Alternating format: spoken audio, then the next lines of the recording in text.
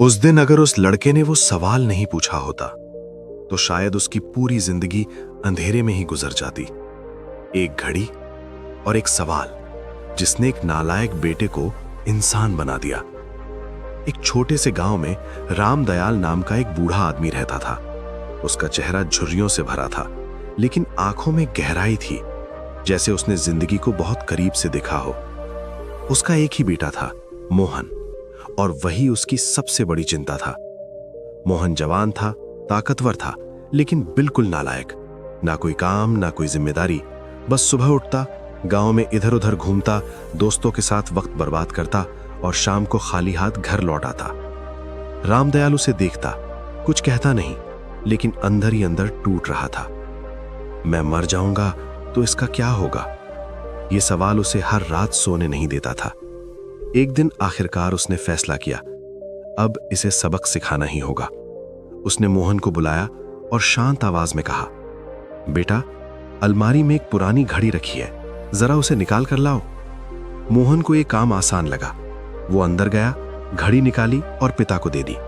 रामदयाल ने घड़ी को देखा, फिर बोला, इसे लेकर बाजार जाओ और जितने लोग मिलें उनसे इसकी कीमत पूछ कर आओ। मोहन को यह अजीब लगा, लेकिन वो बिना सवाल किए चला गया।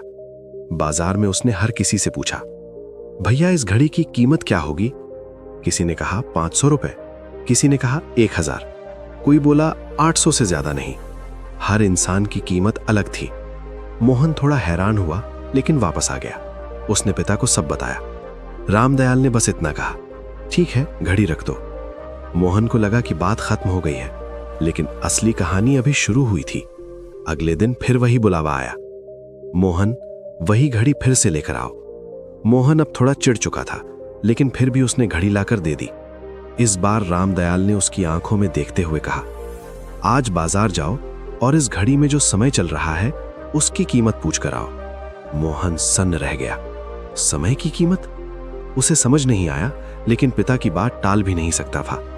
वो बाजार गया और हर किसी से पूछने लगा, इस घड़ी में जो समय चल रहा है उसकी कीमत क्या है? लोग उसे घूरने लगे, कुछ हंस पड़े, कुछ बोले पागल हो गया है क्या? कई लोगों ने उसे भगा दिया।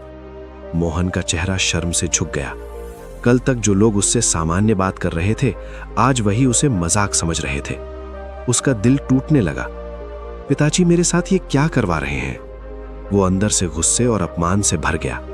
लेकिन तभी उसकी नजर एक बूढ़े दुकानदार पर पड़ी। वो आदमी शांत था और बहुत समझदार लग रहा था। मोहन उसके पास गया और धीमे स्वर में वही सवाल दोहराया।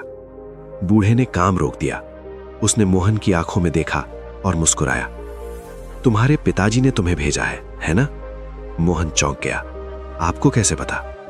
बूढ़ा आदमी बोला, क्योंकि यह सवाल कोई समझदार इंसान ही पूछ सकता है, या फिर किसी जिसे जिंदगी समझानी हो। फिर उसने गहरी सांस ली और कहा, बेटा, इस समय की कोई कीमत नहीं लगा सकता। तुम करोड़ों रुपए दे दो, तब भी 1 सेकंड वापस नहीं ला सकते। मोहन चुप हो गया।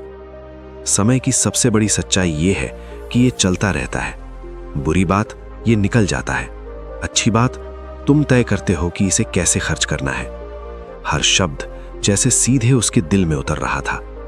हर इंसान के पास 24 घंटे होते हैं, अमीर के पास भी, गरीब के पास भी। फर्क बस इतना है कि कौन इसे बर्बाद करता है और कौन इसे बना देता है अपनी ताकत।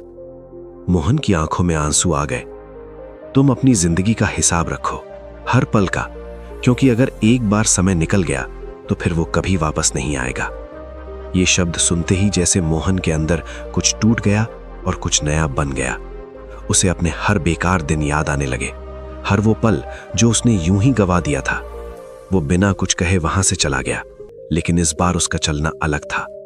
घर पहुंचकर उसने घड़ी पिता को दी और सारी बात बता दी। रामदयाल ने उसकी आंखों में देखा। इस बार वहां लापरवाही नहीं थी, एक जागरूकता थी। उस दिन के बाद मोहन बदल गया। अब वो सुबह जल्दी उठता, काम करता, सीखता, हर पल को कीमती समझने लगा। गांव वाले जो उसे नालायक कहते थे, अब उसकी मेहनत की मिसाल देने लगे। और रामदयाल, वो चुपचाप बैठकर अपने बेटे को देखता और मुस्कुरा देता, क्योंकि उसे पता था उसने अपने बेटे को कोई दौलत नहीं दी, लेकिन उससे भी बड़ी चीज दे दी, समय की कीमत समझने की समझ। दोस्तों, समय सबके पास होता है, लेकिन समझ बहुत कम लोगों के पास होती है। तुम समय को खरीद नहीं सकते, लेकिन इस्तेमाल कर सकते हो। तुम उसे रोक नहीं सकते, लेकिन उसे सही दिशा दे सकते हो। और अगर एक बार ये हाथ से निकल गया तो फिर सिर्फ पछतावा ही बचता है। इसलिए आज से, अभी से अपने हर पल का हिसाब रखना शुरू करो, क्योंकि यही पल कल तुम्हारी पूरी जिंदगी बनने वाले हैं। अगर ये कहानी दिल को छू गई हो तो इसे दूसरों तक जरूर पहुंचाओ। और याद रखो, सब्र करो, शुक्र करो और जिंदगी में आगे बढ़ो।